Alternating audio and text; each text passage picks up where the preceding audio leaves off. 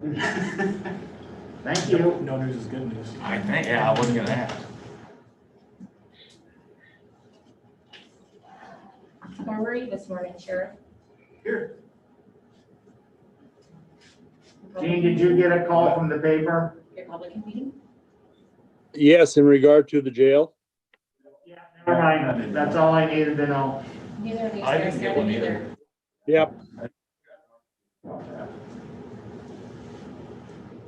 I kind of thought about it. I gave your update, no big deal. Does anybody know, is Dina joining us today, or has anybody heard from him? I haven't. Well, it's 9 o'clock. Let's start with the Pledge of Allegiance.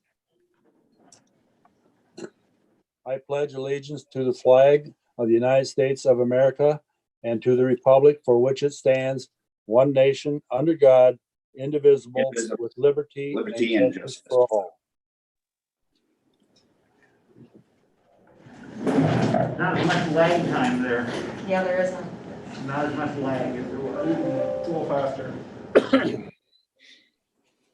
Okay, the first thing we have on the agenda is to approve the agenda. Is there any additions or corrections, Emily? If not, we're in order for a motion to approve the agenda. Hearing no additions, I'll make a motion that we approve the agenda. Scott will second. Okay, it's been moved in second. Any further discussion? If not, all those in favor signify by saying aye. Aye. Aye. Aye. Contrary, motion carried. Okay, next we have is approval of the minutes for last week. I thought they read very well. I'll make a motion that we approve them. Is there a second? I'll second that. It's been moved in second. Any further discussion? If not, all those in favor signify by saying aye. Aye. Aye. Contrary, motion carried. Okay, Zach. Morning. Got one utility permit today for Raccoon Valley Electric. They are going to be putting some wire underground on 215 from Phoenix to Noble. And they're going to be rebuilding some overhead power on Noble going south. And then back left as well.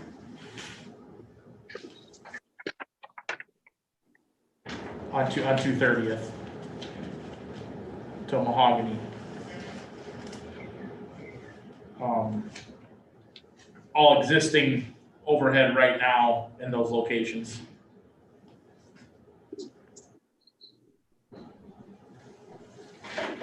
And they're going up in the shoulder, it looks like. Yep, they'll be all with the underground. They'll be on the edge of the road, basically. They born underneath all of those culverts they come to.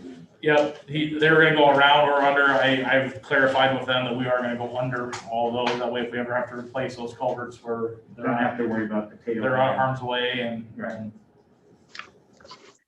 and they're gonna bore the road crossings as well. So.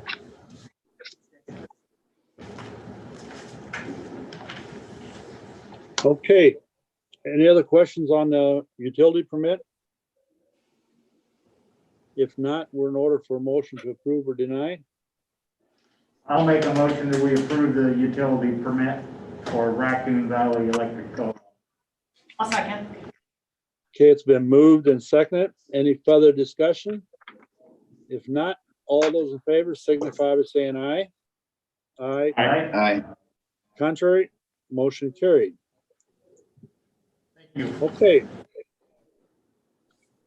Next item I have is our final pay voucher and I guess project approval for our bridge southeast of Manning on 320th Street.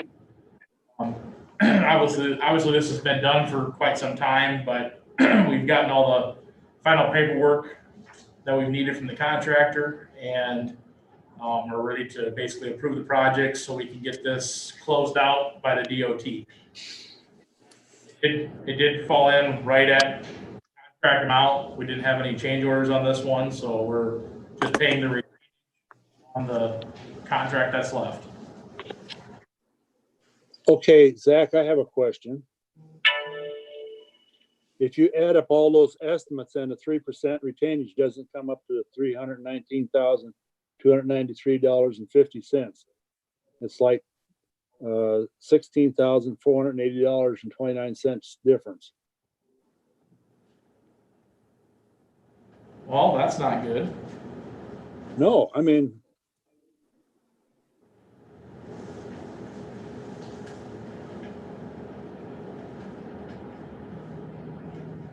do we pay a down payment on that thing? We didn't, did we? I need to double check and make sure we didn't miss an estimate in there. Maybe there was another payment that we made. I'll double check that as soon as I get back to the office. That would be my guess, Gene, but Was there an outside person we may have paid that to? Work around?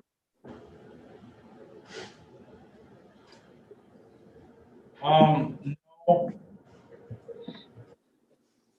What I need to double check is the way this is paid.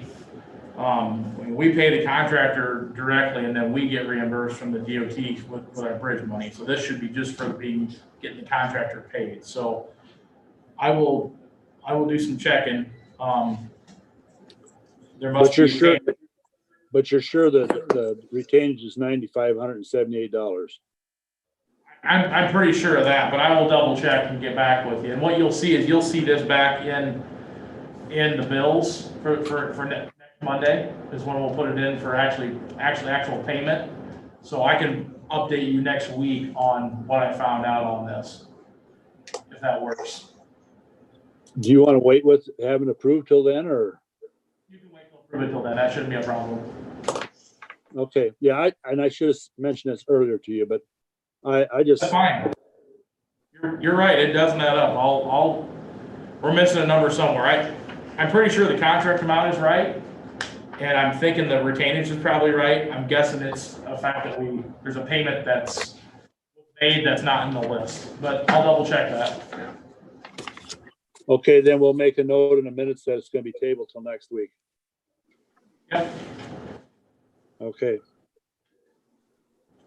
So now I probably don't need to be up there as quick for signatures, do I? There'll be a utility permit, but that's not a big hurry, so. Okay, good enough. All right. So we'll table this till next week until we get a better clarification on it. Anything else, Zach? All I had for today. You know, I'd have called you before, but when I found this was over the weekend and I didn't want to bother you this weekend. Not a problem. Call anytime and not a problem bringing it up now either, so either way. All right. Okay. Thank you. Okay, next we have is the IT quarterly report.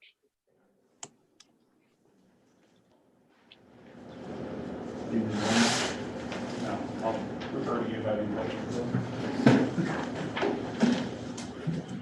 How's everyone doing? Good. Everyone probably got the agenda for my quarterly report, I'm assuming? Yeah. Okay. Been a busy month in IT. As you know, I hired a new technician. So we've been spending a lot of time together in that last quarter there, familiarizing, getting him kind of used to this network. He's done an excellent job so far. I've been really impressed with him. So I'm hoping we're bringing the network in a good direction. We added a couple laptops, one to emergency management and another to the treasurer. That way they can remotely attend meetings and gives them ability to do some work from home if necessary. We ended up getting a new fingerprint scanner for the jail. We got that installed. Had to run a new line for that from the switch to be able to get network to it. We had the presidential election back in November. I was supporting that at that time. I was just me, and Carl was still here at that time working. The jail project meetings we've been going to with Pingree, just talking about integrating in that dry suppression system, and how we're going to integrate the network into our current network when the jail is completed. I did have some interviews, obviously, since I hired a tech. We also had, a Cisco Umbrella launch. That's a new software I've launched on the network to protect us from basically being hacked, and it's a good layer of security to have. We're doing a restructure of the online training, and that's for our email testing system.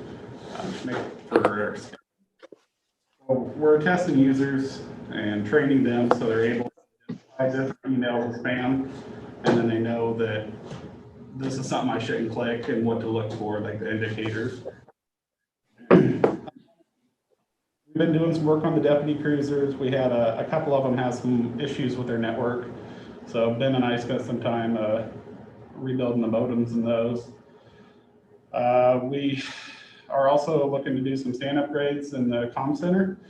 So Jason and I had a meeting, I think, was it last week for that. We installed some new switches out the ambulance, giving us a little bit more visibility in their network. So that was a good upgrade. And we've been reviewing a lot of HIPAA policies. So as you know, as promoted to HIPAA director, I suppose. So we've been trying to get in place some training for the end users so we can meet all our standards. Anybody have any questions? Did you sign that contract with Carroll or Crawford County No. to support their IT? No, we haven't really done anything with that since that was this quarter. But yeah, we're not planning on moving on any of that until we talk to the county attorney a little bit more about it and get something in place. But I mean, 2080 agreement, we all have to approve it, and then you can sign that. yeah. My reason to bring that to you, I just wanted to get in front of you and get everybody's eyes on it. Let everybody know that it was in talks. I apologize that 28E kind of just showed up on my desk early too, so I just forwarded it to everyone so everybody's in the know. Milton, are you making sure that some of these expenditures are covered, if they're covered underneath the COVID portion from the federal government rulings, that we can make sure that we get those covered there? Yeah, actually, most of the contact tracer stuff has been refunded through that. Emily and Courtney and Joanne have done a really good job of asking me good questions. Hey, is this applied to COVID or not? So I think we've done a lot of money saving as far as that goes. We're sitting here looking at the OWL, for instance, and that should get reimbursed for COVID and we have a better system now. So The way I read it, it should fit underneath there. yeah, for sure. Anybody else have any other questions? Okay, all right. Thank Thank you, Dalton. You need a motion on that, Gene? No, that's just a quarterly report. I don't think we need a well, we could have a motion to accept it, I guess. I'll make a motion, we accept the quarterly report, IT quarterly report. I'll second. Okay, it's been moved and second. Any further discussion? If not, all those in favor signify by saying aye. Aye. Aye. Contrary, motion carried. Why don't we go ahead with the sheriff's budget review, because we can't do the public hearing until 9:30. It shouldn't take that long, should it, for you, Sheriff?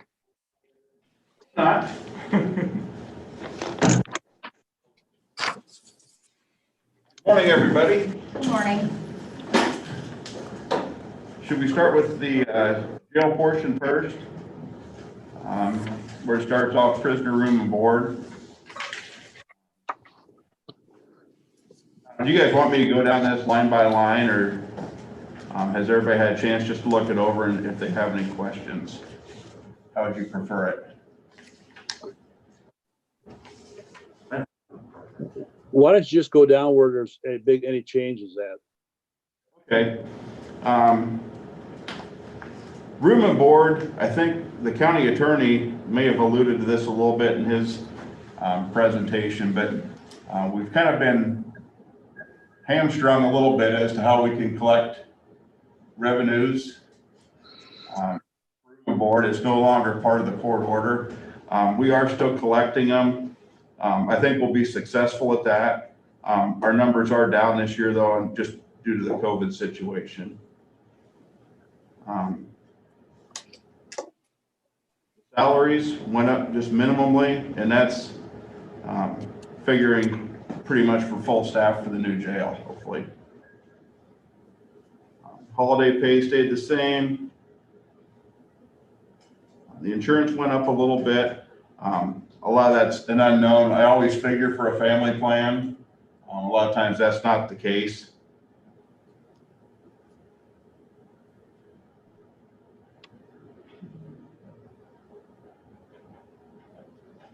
I did bring the furniture up a little bit. There'll be some things we need to get for the new building once we're in it. Other than that, everything Did you stayed. need to go down on the medical and health? What was that? The medical and health, looks like you dropped 500 off of it when you said everything else was. Yeah, I did drop 500 off of that. As you can see, knock on wood, we've used very little of that. And that's a big unknown all the time too. Some years are more expensive than others.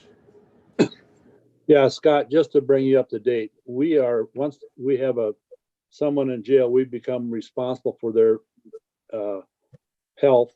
So if they are on high medication cost, we are stuck with that bill. We had one here, about 3 years ago, was it? Ken, that cost us about $4,500 a month. A little longer than that. It was double homicide we had over in Glidden. Yeah, and that's only if they're indigent, Gene. Yeah. A lot of times they do have some form of insurance or way to pay it. We only pay it as a last resort.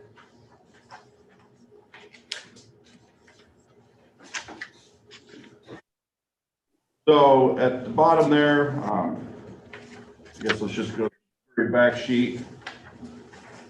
After FICA and everything's in there, IPERS, we end up with $866,704, and last year it was $847,451. So, any questions about that? And the last we knew, they kind of projected May to open the new building. I hope that's right, but I think that's a little ambitious. So, yeah, I'm still thinking July.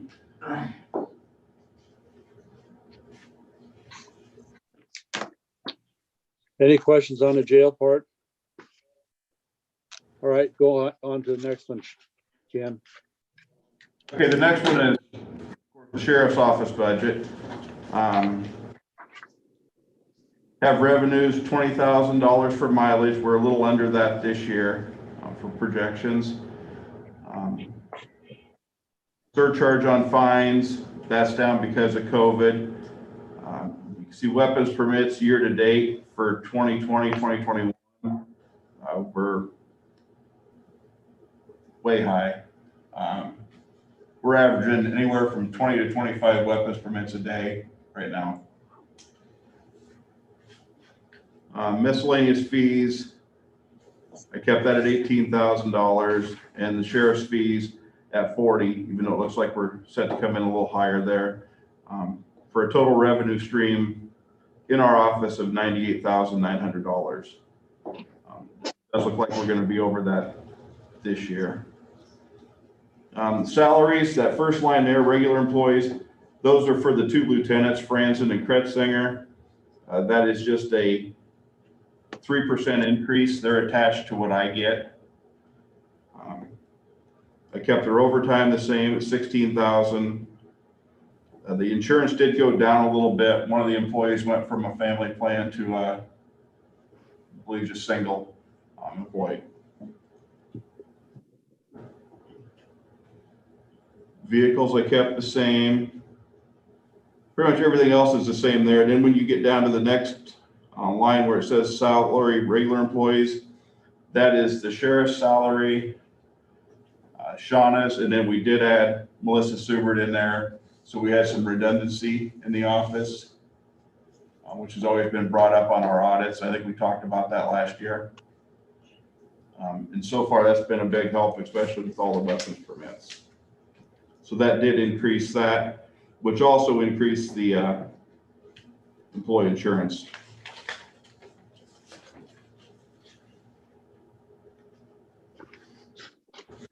I did raise the investigative supplies a little bit. As you can see, we're over on that line already this year. The tasers, I kept at 4,000. We just do a leasing program with them where we pay X number of dollars a year and we get the newest tasers every 3 years. And also, if anything happens with one of our units, they send a replacement right away. Other than that, I believe everything stayed the same. I did lower the office data and processing a little bit.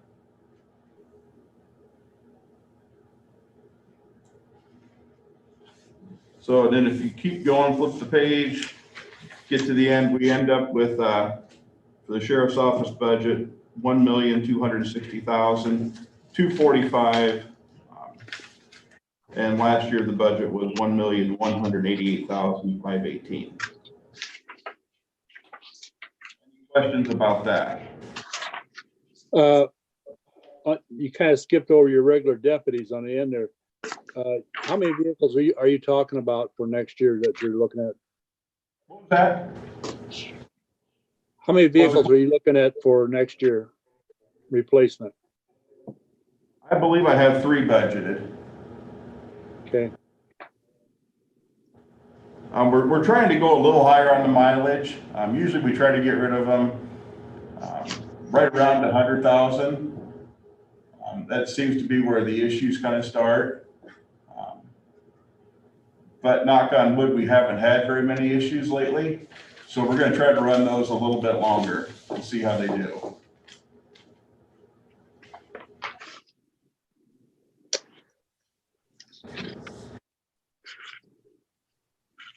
Any questions for Ken?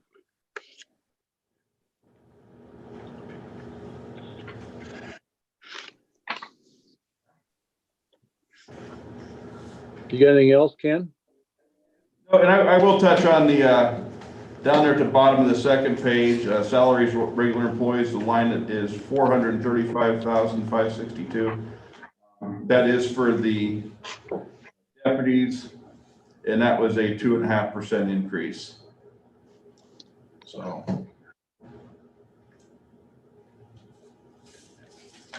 That's all I got. Okay. Do you plan on just buying regular cars for our pickups for those, on those 3, or mixture? Explorers.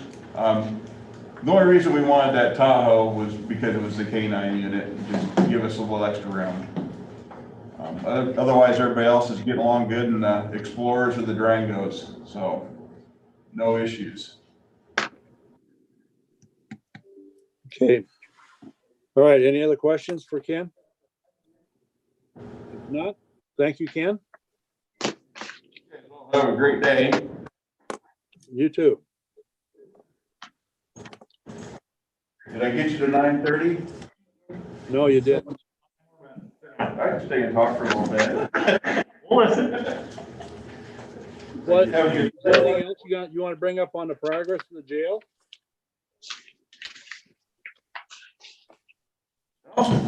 Let's see, I missed the last meeting we had. I was in Texas seeing my mom. I think I talked to a couple of you after that. Sounds like it went good. Fairly smooth. Did you guys go on to a tour that day? I did. Get a lot of walls in. They're progressing along. Yeah, they started to put the stone up on the west side of the building now. I think anybody that's seen.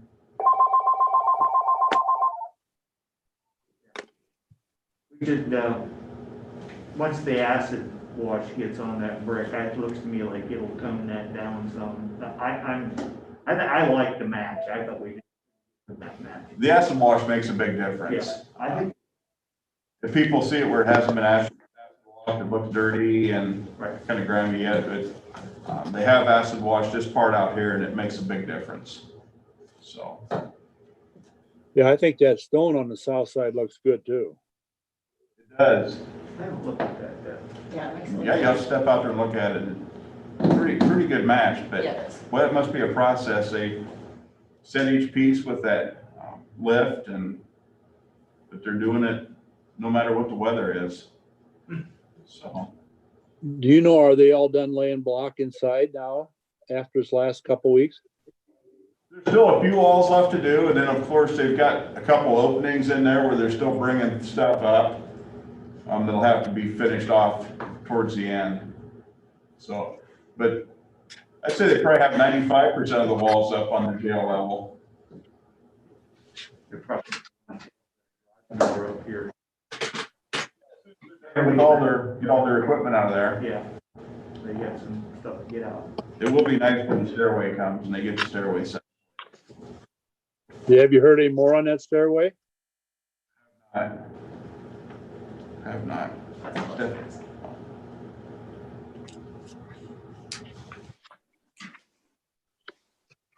Okay, thanks, Ken. You guys all have a good Talk day. for 4 minutes now. Howard, me? You guys can find something. Come on, your turn. No. Thanks, Ken.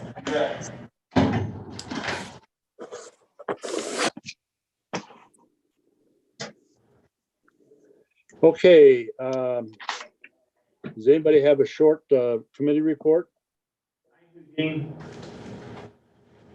Last week I had Rolling Hills on the 28th. The $39 per capita budget was approved. The numbers will be given to Courtney soon. And I think she may have already have them. Just factor them into the budget.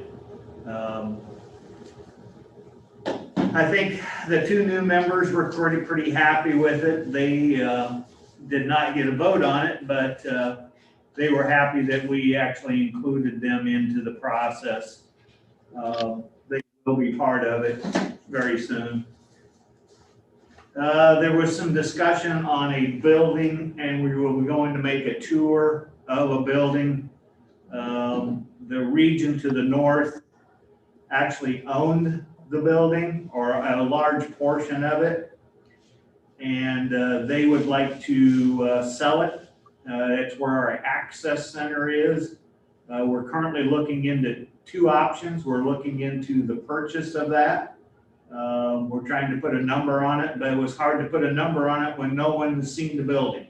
So we're going to go make a tour of that and catch a couple other service providers while we're up there, and tour their facilities also, so everybody's more familiar with it. The other option is going to be to look at maybe moving that access center. Geographically, we have another building, but that is not a very good option geographically for the service people that are being served from there. So we've got a couple of things to cross there yet.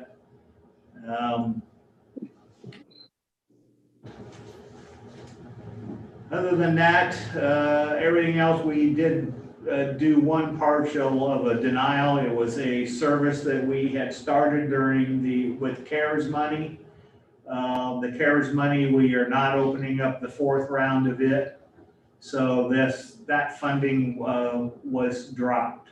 It was the last half of a year funding. And going into it, they had made the choice of funding it two halves, first half and second half, and they knew that could be an option going into that program. This week, all I have in front of me is a Zoom meeting the 5th for the WIOA and local workforce development. boards through, and that is a statewide, so that is just a Zoom meeting, and it's easier to attend it that way when everybody in the state is involved with it. There's 62 of us, so. Okay, any questions? Yeah, that building you're talking about is up in Woodbury, right? That's in Woodbury County, correct. The Yeah. other option was Sac County, Gene, and it just geographically does not fit very well. So I don't think that's gonna pan out to be an option. We were leaving it out there as an option, but I just don't think it's gonna pan out. So did you guys come up with a figure for mental health budget then for us, or? $39.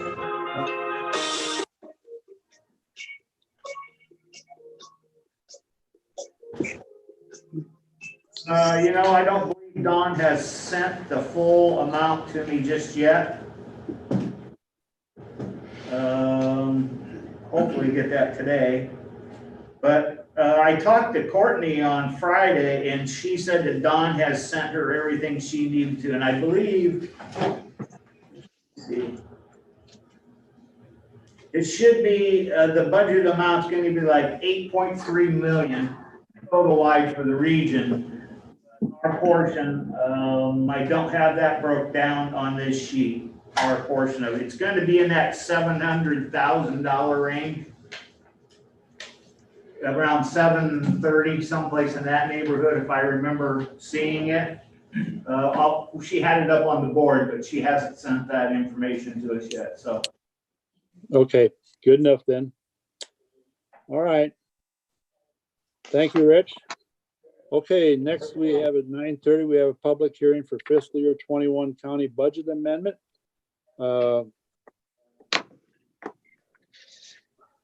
I'll open a public hearing. Has there been any comments made to the auditor's office or any on the YouTube there right now? No. The answer is no, both sides. Okay, good. Do we want to go through this? Courtney kind of went through this with the other day. You want to go through it or not? Speak up, Emma. She said she went through it with you guys. Yeah. Well, I'm just trying to put somebody on the spot, but she ain't grabbing a hold of it. Basically, this is just, most of it is to do with bond receipts that need to be moved in the right place so that we can utilize them for paying off on a jail and also on the ISIX radio system. And then there's some COVID monies that are moved in there. So it's a lot of, and a Tyler Technology refund and stuff that's been put in. It shows the expenses back out on that. And there is also an increase in our tort liability insurance. So if there's no other questions and there's been no comments, I will close the public hearing at 9:33. And at this point, we need to approve that public or that budget amendment. Is there a motion to that effect? Also move. Okay, is there a second? I'll second that. Okay, it's been moved and second. All those, is there any further consideration? If not, all those in favor signify by saying aye. Aye. Aye. Contrary, motion carried. Next we have is the appropriations resolution. This is to appropriate those dollars.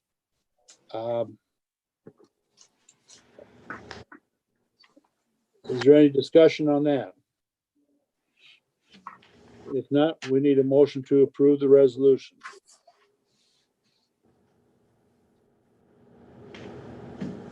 I'll make a motion that we approve the resolution. Does it have a number?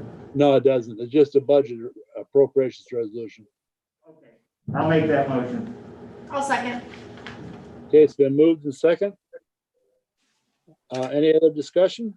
If not, roll call. You want to call a roll? Miners, Yes. Kettler, Yes. Ruggles, Yes. Houseman. Yes. Johnson. Yes. Okay. Motion carried, resolution is approved. Next is the conservation budget. Is he there? No, not yet.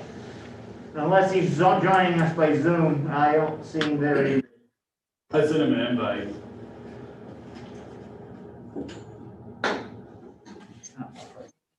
Okay. If he's not there, we'll go ahead and continue on with committee reports. Does anybody want to do? Yep, I will go. Last week, I had the ISAC statewide supervisor meeting, and I couldn't tell who was all in attendance, but I think everybody here might have been. I thought it was a great presentation. It was from 1 until 3-ish. There was a lot of good questions, a lot of back and forth. I thought it was a good presentation. And then that was it last week besides phone calls. I did receive a phone call from the CEO of Manning's Hospital. We discussed a little bit about she just had some concerns and we had a conversation and I referred her on to Dean. You may hear from her, and then I gave her Jean's number as well. Since you sit on those boards, I said you guys are probably a little bit more qualified to answer some of those questions because you guys are on those boards. And then I received a couple phone calls about roads this weekend. This coming week, I have Leadership Iowa in Cedar Falls. And that's it. Okay. I can go.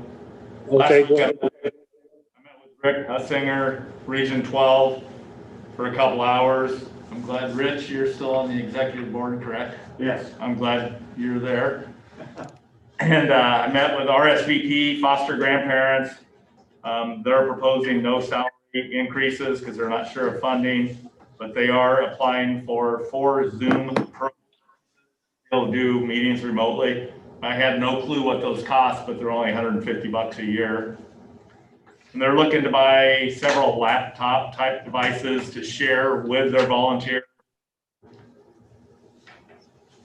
They're supposed to, in February, usually they lobby in the state capitol. This year, due to COVID, they're not gonna be able to do it in person.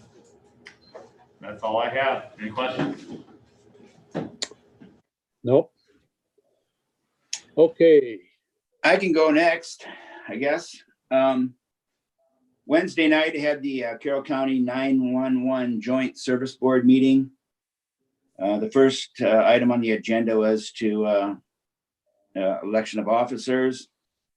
And the chairman and the vice chair stayed the same, Ken Pingree and Pat Fay. There was a budget review and Jason presented the budget to the board. The overall budget is $477,899, and that's $132,078 less than the current budget. The reserves that were previously set aside are now being spent to replace the server array and the CPE unit. Then they approved the purchase of the CPE unit of $17,000. Let me go see if I can't go here too.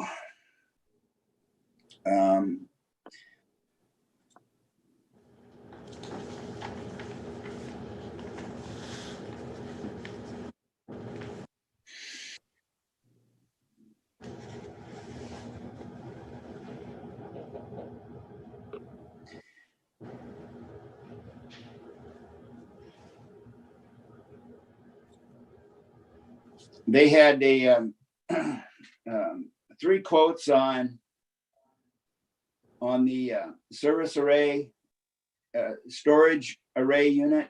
And Dalton, you can kind of cue in on this too, you know what this is all about, but they chose the Arion unit Yeah. What, 65,000? I Basically, believe so. The Yeah. Arion ended up coming in a little bit higher, so, but the reason we went with Arion, they have a lot more hands-on as far as installing everything. So, the fact that we have Arion just leaves us more with a turnkey system rather with the other vendor. I was gonna have to do a lot of work after it was installed that we really don't have time for. so can you explain the sand storage replacement? Yeah, so basically what the SAMs are is the storage for the servers themselves. They're getting to the point where they cannot run high availability due to memory shortage. So hypothetically, if one of the servers were to go down, there's no failover if we don't have high availability running. So we're trying to get to the point where we don't have the 911 operations if a server goes down. So that is kind of where we're at with it. Okay, and then there was the Essex Network Management Terminal Provisioning Manager software that was acquired, $14,366, correct? And just then Jason also gave an update on the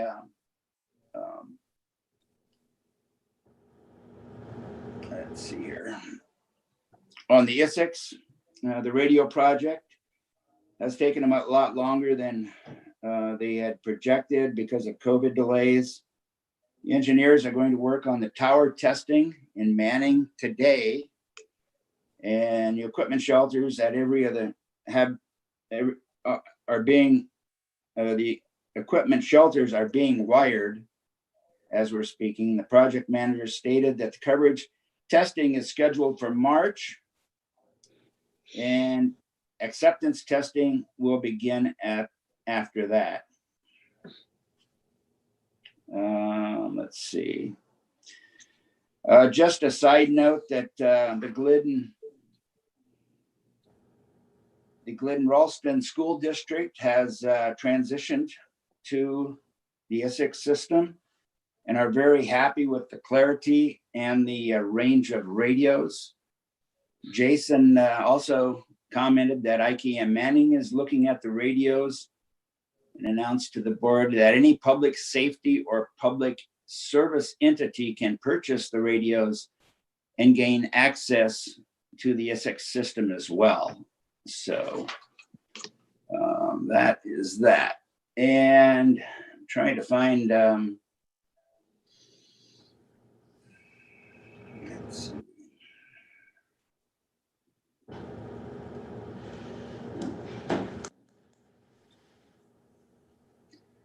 Sarah then presented her budget.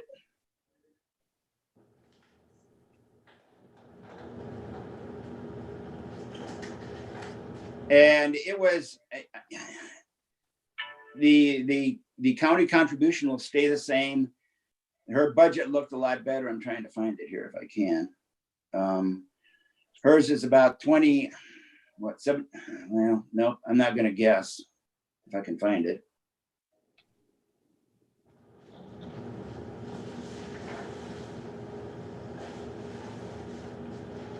Hers is basically about the same as last year. It doesn't change very much from year to year. I think the contribution from the county is $27,000, and that's been that for years. So that's basically that's basically it for that meeting. I was also in on the state supervisors meeting. You just don't, because of the virtual nature of it, it's just difficult to get anything really good out of it. I think. I mean, I think the speakers were good and they did a good job, but it's nice that it'd be a lot nicer if you could raise your hand and comment. That's hopefully next one will be a lot better and we can be in person. So that's my report. This week, I don't have anything but my 60-day haircut tomorrow. So Real quick, I just have a question, this is a generic question, but so the county, on Sarah's budget, the county pays $27,000 and St. Anthony's covers the rest of that. A question was brought up to me from I think, Manning. wait, I think he's talking about Sarah, the different Sarah that you're thinking. Okay, No, never mind. I'm talking about Sarah's EMS budget. Okay, Is that what you're talking about? nope, No? Okay. we're good, never mind. Sarah Shelby. You'll, So many Sarahs. Okay.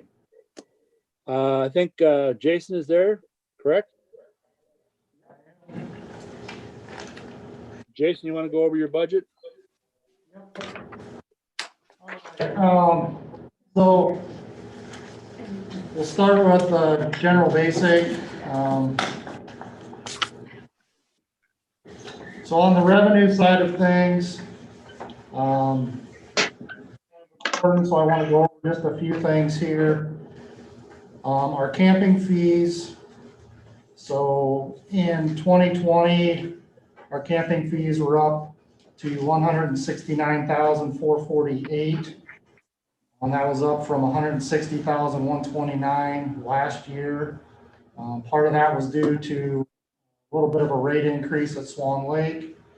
So even though our rate or our camping nights were down a little bit this year due to COVID at Swan Lake particularly, our actual revenues were still up a little bit. So if you can remember back, we weren't allowed to actually open campgrounds till May 8th, and we typically open them around the middle of April, depending on the weather. So we were about a month behind even opening, and then we just opened at 50% capacity until June 5th. So we were roughly 7-8 weeks kind of behind on camping nights. So the decrease in camping nights really wasn't that unexpected, but our revenues were still up. So of that revenue, and if you guys remember, we do get to keep some of that revenue for capital projects. So of the Swan, and that's just the Swan Lake revenue. So of the Swan Lake revenues, keep $34,000 of that. And then of the total camping revenue, $135,000 went back to the general fund. So we also saw pretty significant increases at Great Western Park and down at Riverside Park. And if you guys can remember, over the last few years, we've done some pretty substantial upgrades there, adding campsites, adding a shower house and dump station down in Manning. Some pretty substantial upgrades to those two campgrounds. So I think we're seeing the benefits of that. And then, so camping was good. I would anticipate, I left the number the same for this budget year. Just with the unknowns of COVID and everything, I didn't want to jump out there, but with our rate increase, and if we get those camping nights back this coming summer, obviously I'll get as well. So on the cabins, with the addition of our new Bison View cabin, which was brought online in May of this year. So it's a new cabin. And obviously COVID affected them to some degree as well. I think we opened in May. It was ready by Memorial Day weekend. We didn't actually have anybody stay in it till June 13th. June 12th was the first day. So with cabins, we do reservations on a rolling calendar. So it's kind of hard because some people will stay in 2020, but they actually booked it in 2019, paid for in 2019. So it's a little hard to categorize a little bit on a fiscal year. So what I did for these numbers was just on a calendar year, just so you can kind of get an idea. So these were all nights stayed in 2020. So it's similar to camping nights. Cabin nights. So for our Deer Ridge cabin, which is our older cabin, the revenues for 2020, nights stayed in 2020 was $20,045, up from $17,560 in 2019. And Bison View, which was our new cabin, was $15,760, and obviously we don't have a comparison from the previous year since that's a new cabin. The old cabin that was there back in 2018 brought in $3,000, so pretty good bump up there in revenues with the new cabin versus the old one. And all of our cabin revenues go back to the general fund. On revenues, probably where we saw our biggest hit due to COVID this year was obviously our facility rentals. So our shelter house rentals, education center rentals, that kind of thing, where people were just canceling events, and we don't really have a lot of control over that. So unfortunately, our revenues are down a little bit in our, especially like our education center classroom rentals and our shelter house rentals.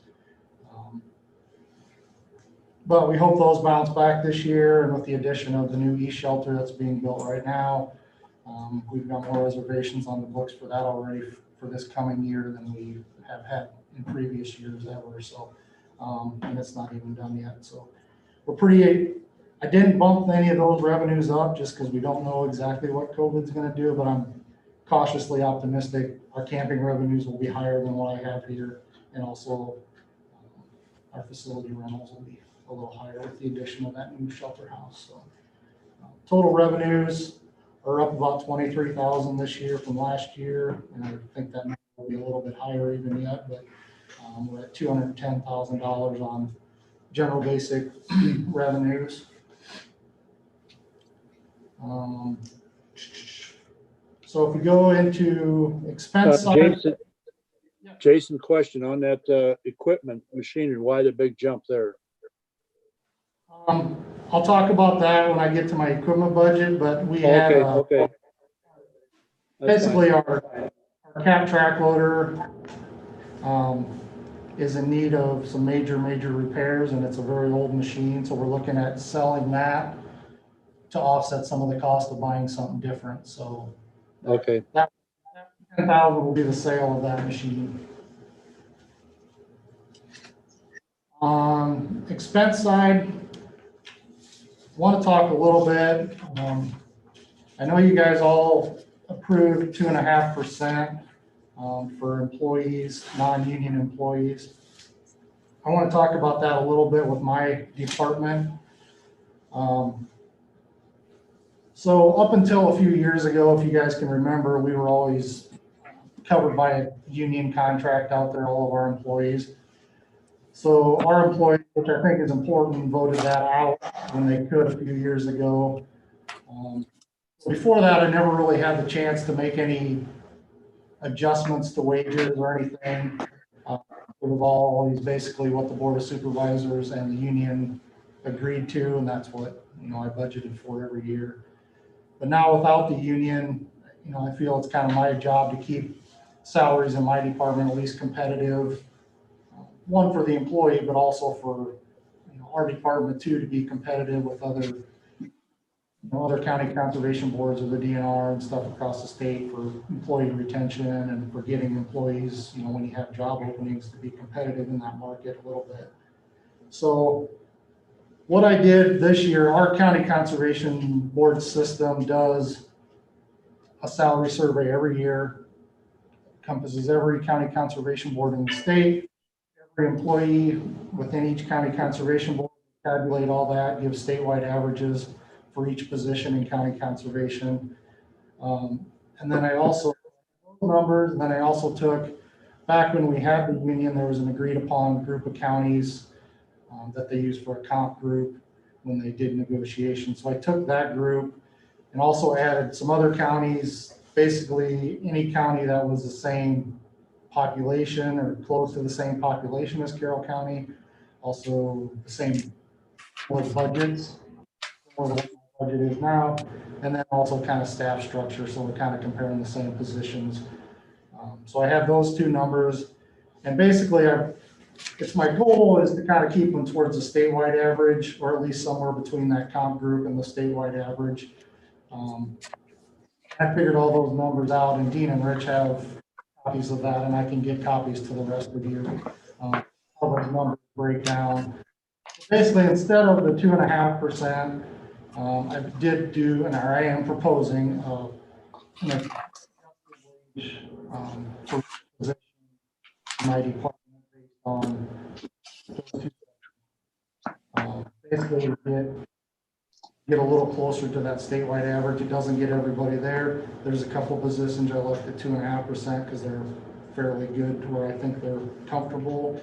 And there's some I gave a little more to try to get them up to that point. So I did, like I said, this is in my budget, so it's not 2.5%. It's an adjusted wage rate based on statewide averages and based on that comp group and kind of finding a good fit. So I think it's kind of hard, I don't really have the luxury of some of these other departments, like a percentage of this or have steps built in or anything like that, because we've always been under a union contract. So we don't have anything like that, or I don't really have any avenue other than to come and ask, I guess, to make any wage adjustments with my staff. And my staff's so diverse and each position so different, it's hard to generalize, a percentage when you have a lot of different tasks being done and everybody does something so different. So I think for me, I guess it's easy to use those statewide numbers and even the comp group numbers and try to keep them somewhere in that range. I've got a small enough staff, and I think it's just as easy to do it that way. And I know Dean and Rich were a little concerned that this would be an every year deal, and it's really not. It's more of this is an adjustment year for me kind of thing to get salaries kind of back in line with averages and such. So that's what I'm proposing this year, and I've got that all kind of drawn out on what each position will do and where we go from there. And the overall impact to my budget isn't. Basically, if you look at my total budget, I ran my numbers both ways. I ran with the 2.5% across the board, and I ran with the adjusted. And basically, my total expenditures, doing an adjusted versus the 2.5% only goes up 0.4%. So I think I got a small enough staff where it's not going to impact my budget terribly. So that's my proposal on that. So basically a lot of our other expenses kind of stay the same. Insurance obviously went up, the amount Courtney said on that. On general office, I bumped that up to 4,000. With COVID, we never had a budget line for doing refunds because we typically don't do refunds on our shelter houses and stuff, but we really thought with COVID that we needed to. So I did budget a little bit extra there. We just have been taking it out of that line item. So if it's something where we have to be closed because of COVID, we'll do a refund. Otherwise, people just have to reschedule or book a different date. So if we have to cancel something because of COVID, option of doing a refund, but that's only if we have to cancel, so on our end. So under staff training on the second page, I bumped that down. We bumped that up the last couple of years. One, we had a guy go through the law enforcement academy, so that was a big expense, but then we also had to upgrade our computers in our trucks, so we've gotten that done over the last couple of years as well. So all our computers are where they need to be now, so I bumped that back down to where that normally is, and that covers all of our training throughout the year, any law enforcement expenses we have as far as training. Also, then everything else stays pretty much the same. So then going under maintenance and operations, same thing with the salaries. That's all in that adjusted salaries, part-time salaries for what we hire for seasonal people and summer staff. Our health insurance, we've had a couple new employees over the past couple of years, and so we've gotten out of a couple of plans and we're into some single plans there. So even with the insurance increase this year, our insurance on our maintenance side of things is going down just because we've got a couple employees now that are only on single plans and got rid of the expensive family plans, so that's a money saver there this year at least. Everything else pretty much stays the same down to building maintenance. I took 5,000 out of there. We don't have any big projects this year on any of our buildings and stuff, so bump that back. Last year we did the new siding on the Barn Museum out at Swan Lake, so we bumped it up a little bit last year. We don't really have any huge projects going on this year, so it'll be mostly just maintenance stuff. And down a couple lines, there's a typo in here.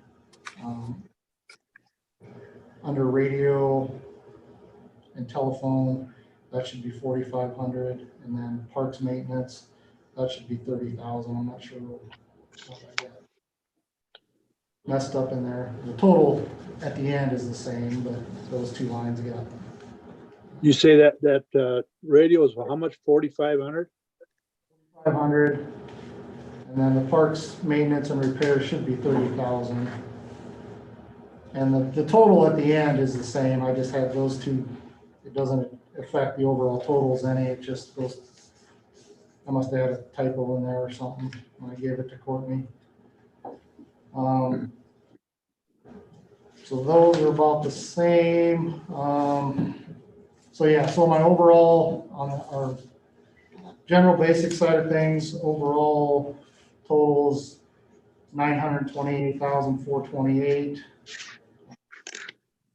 That's up a little bit from 904,776 last year, but if you look at our down at the very last line on our increase in revenues, actually our deficit from last year was not a whole lot different than it is this year. Our increased revenues, so.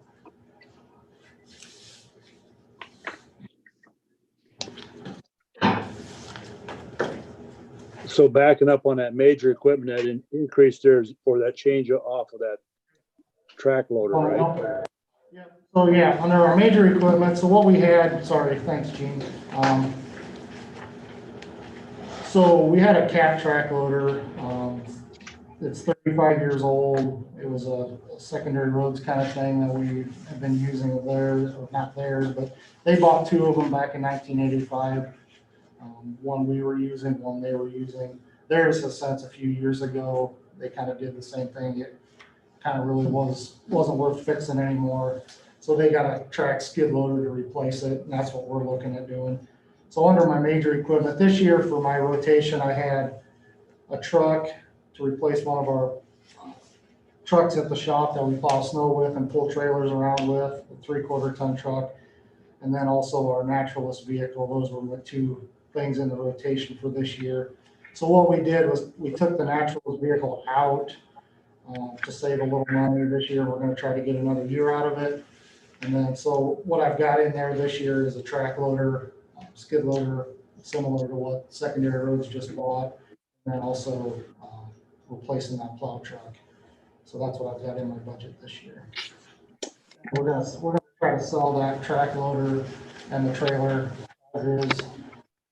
Gonna get 10,000 or so out of that to offset the cost of what a new track skid loader would be. But it's not doing us any good, but we could sell it if if there's somebody out there that wants it and get some revenue out of it.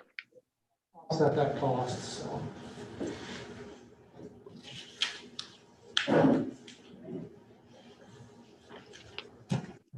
Any questions on his regular budget? All right, you want to go on to the capital budget? So on capital looks a little different this year, obviously from this current year, because we got our shelter house project figured into some revenues and expenses. So this year will be back to a little bit more of a normal, what I would consider a normal year, normal revenues in our capital account. So trail users, that's usually around 15,000. Soft trail fees. There's some other user fees in there. Land rent. Some CIP money. The Lake Road maintenance, we get 12,600 a year from the DOT since that's the state. That money. do road maintenance around Swan Lake, which we're gonna try to, we're gonna do a little bit this year. Campground improvements, that's the money that we get to keep out of campground.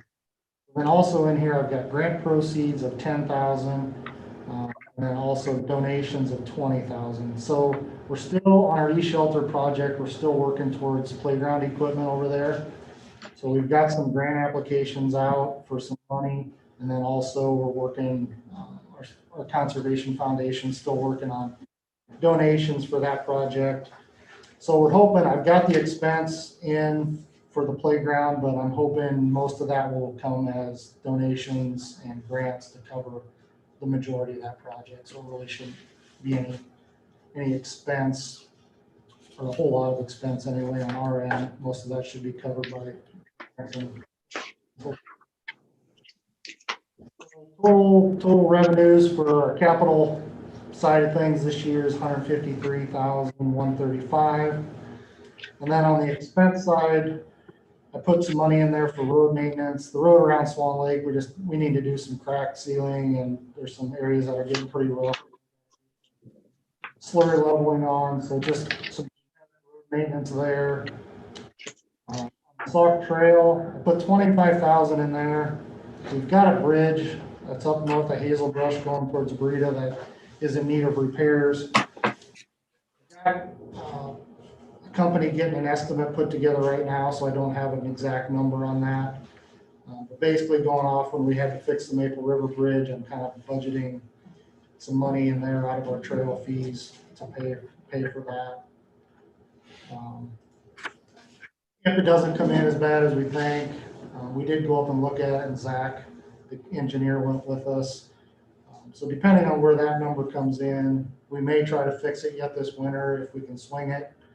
If not, if it's more than we think, then I'm going to budget some money for it, and we'll fix it come later this season.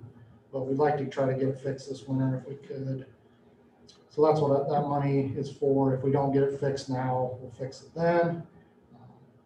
Obviously, if we get it fixed now, we won't have to spend that money later, but I want it in there just in case. Then going down, tax payments. Then buildings at Swan Lake, that's just our, that's the money for our playground equipment. Like I said, we're trying to either get grants or donations to cover the majority of that part of that project, So total, what we're looking at spending out of capital this year is 90,000. But like I said, the playground will be mostly covered by grants and donations. And then if we don't have to if we get that bridge fixed in this budget year, in this budget year. So kind of all depends. The money's there. We don't spend it all. We don't have to. But I want it budgeted for just in case. So no real big projects on capital this year. So. And finally, our REAP. So REAP, it kind of depends on what the legislature funds REAP at, on what we get for a annual allocation. It's usually somewhere between $10,000 and $14,000, depending on, like I said, whatever the legislature budgets REAP at, then we get an allocation out of there. So I budgeted 12,000 for that. And then I also, on expense, I did budget 15,000 out of there. When we did the Maple River Bridge, we paid for it out of REAP. So depending on what this project costs, I am just budgeting 15,000 just in case. If the 25,000 out of capital doesn't cover it, or if we can pay for it out of REAP, we're gonna do one or the other, but I just kind of got to know what that number is yet, and I don't have it. So we'll budget for it. If we don't spend it, we don't spend it. So. Any questions for Jason? Jason, on that salary thing, could you send that on to the rest of us by email? I will do that. So we can follow. I'll send it all out and you can review it, and like I told Dean and Rich, if you guys want me to come back in at a budget work session and talk about it some more, I certainly will. I think it's kind of important, and like I said, that's kind of my avenue of keeping things similar to what other counties are doing, so. I will gladly come back in at another meeting if you would like, so. All right, Thank you. Thanks, Jason. thank you.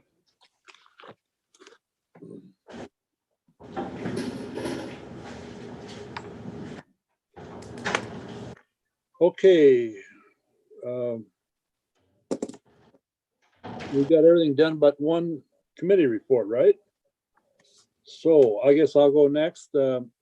On Tuesday, had a policy council meeting.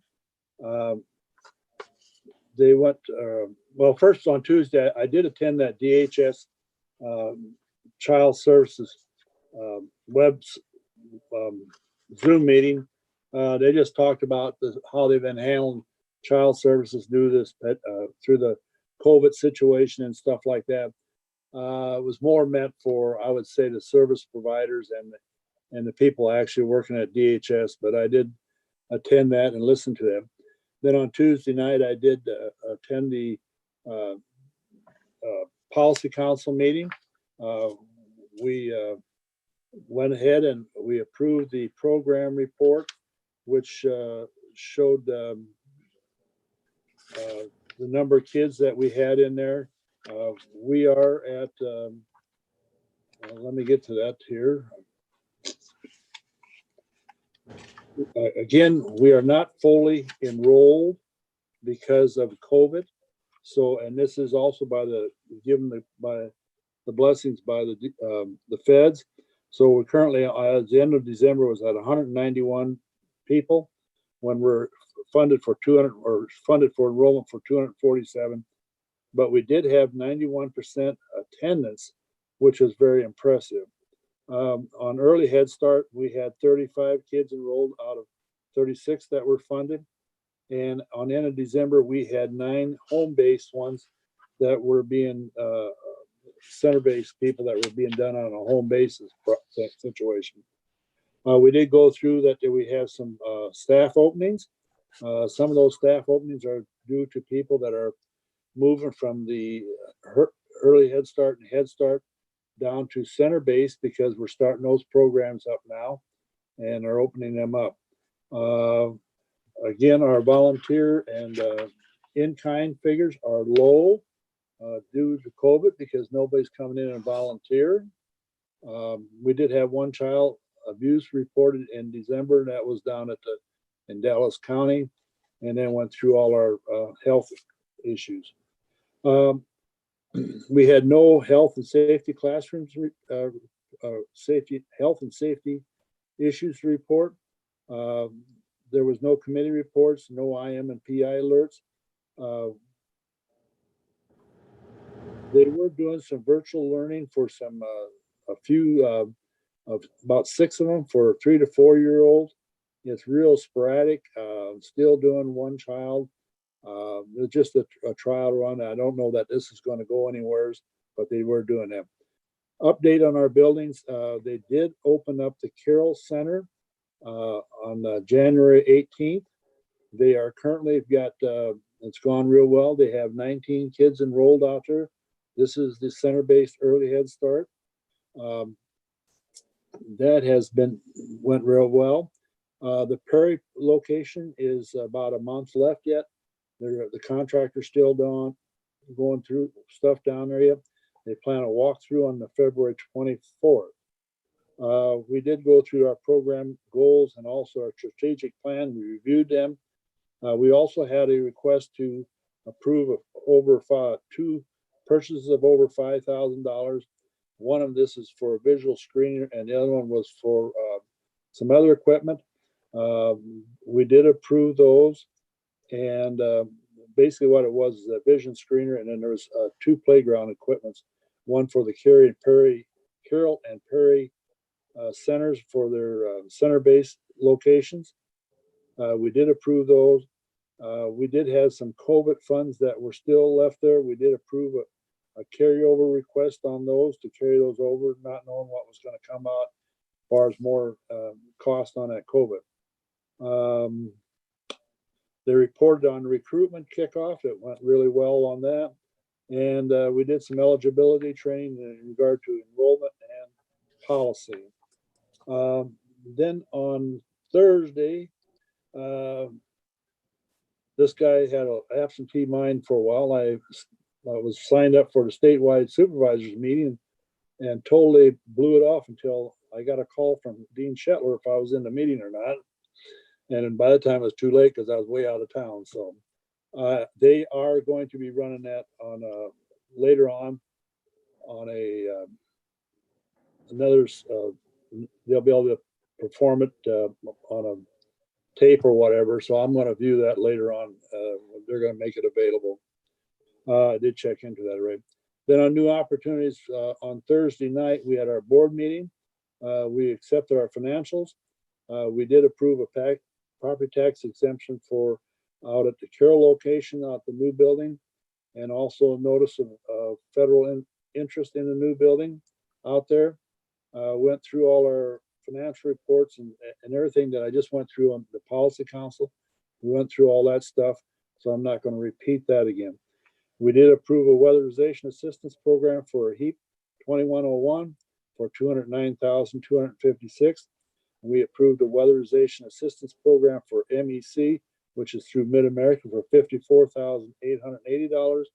And we approved a weatherization assistance program for IFPL 2101 for $61,976, which is through Alliant. And then we approved the weatherization assistance program through BHE 2101 for $8,857. This is through Black Hills. We did also approve some additional signatories on the weatherization program. And that was basically it, except for some handouts. Friday, I spent a morning have to follow up with a lot of signatures for documents with new opportunities and some other things, and fielded several calls. Then on this week, I have the radio and paper, and on Tuesday, CADC has a noon meeting with Aaron Brochute. He's the CEO for Golden Shovel. And that should be it for me. Does anybody have any questions?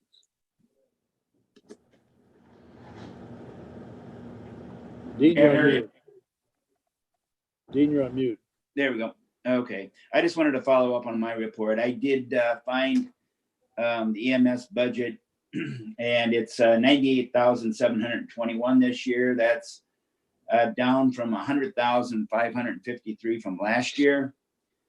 The county contribution is 26,644, and that's down from 27,976 from last year. Recall last year, through the EMPG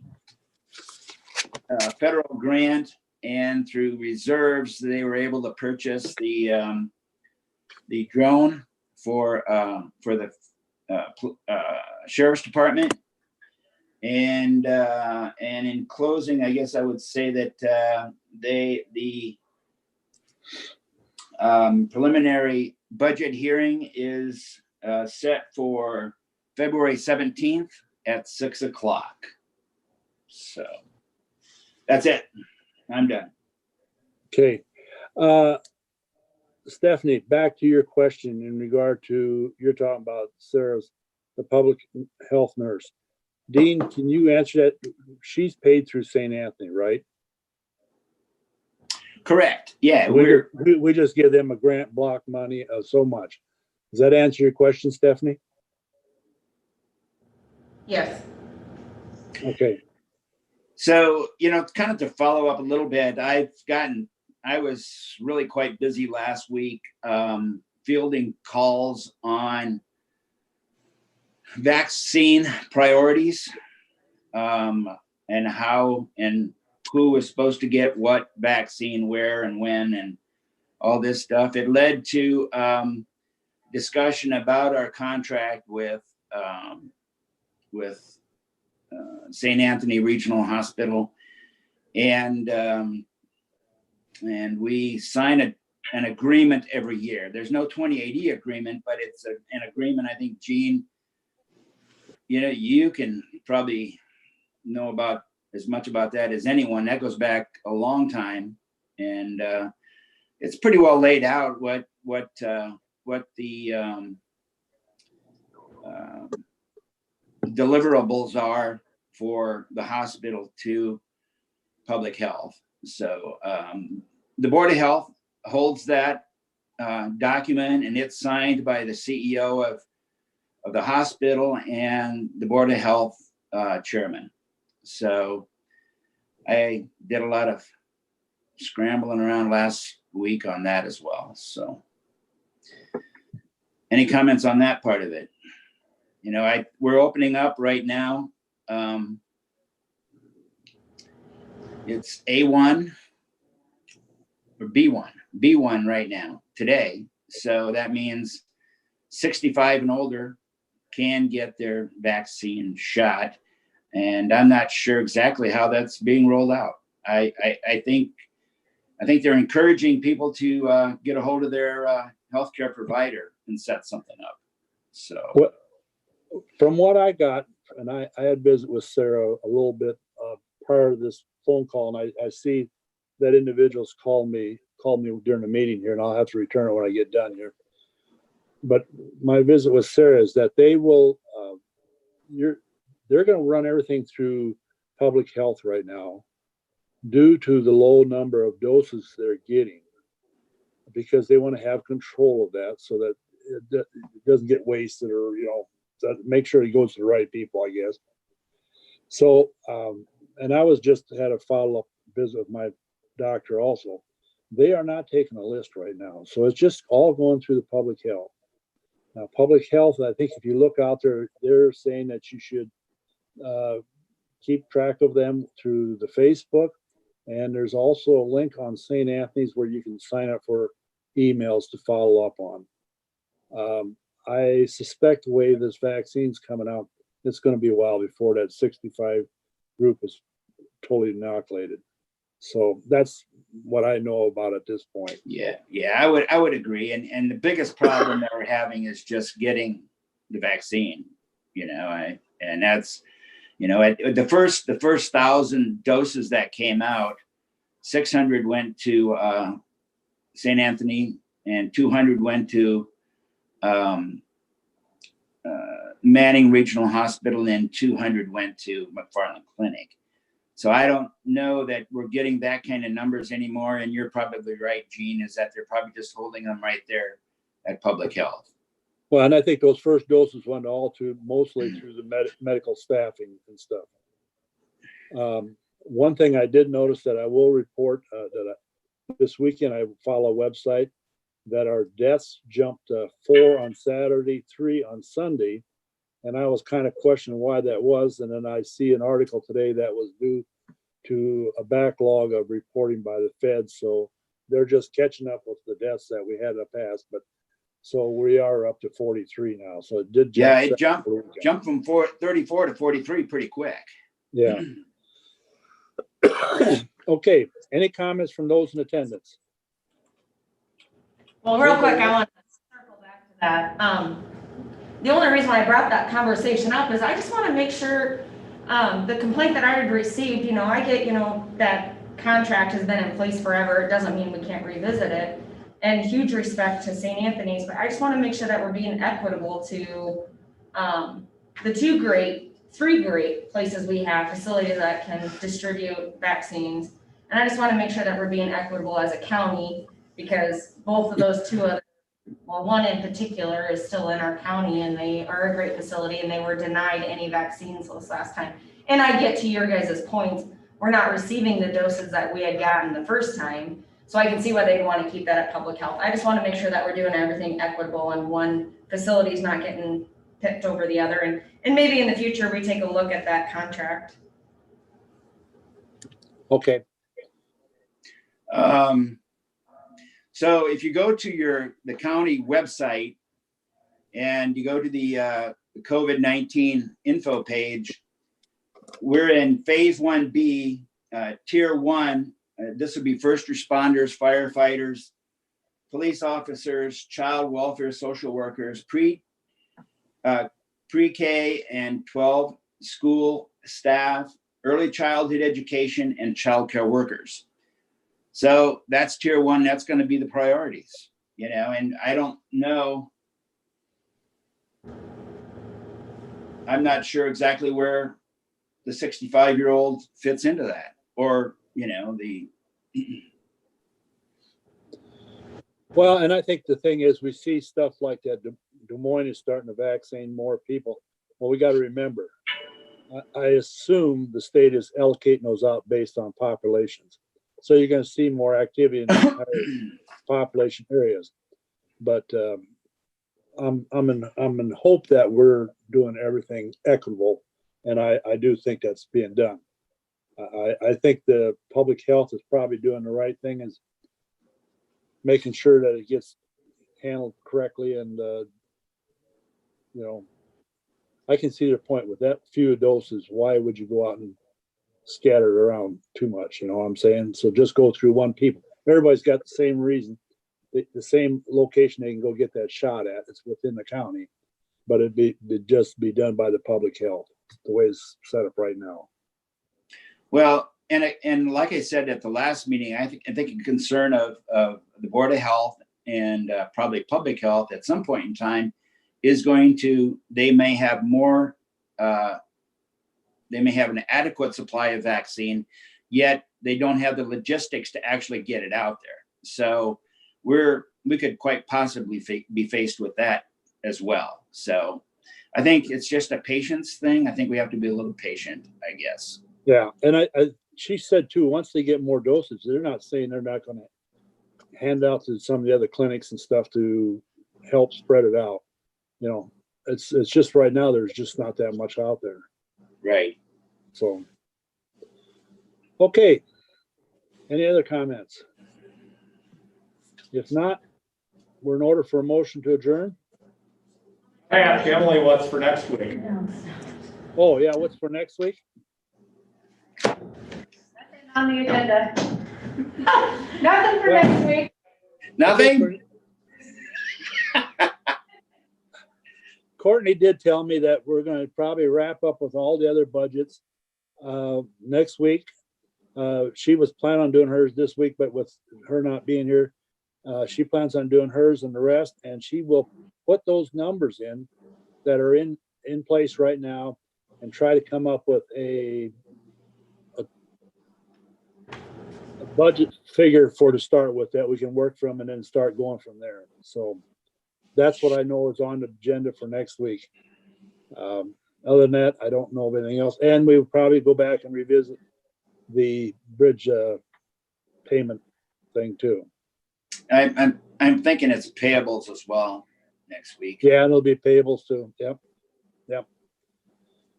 Okay. Is there a motion to adjourn?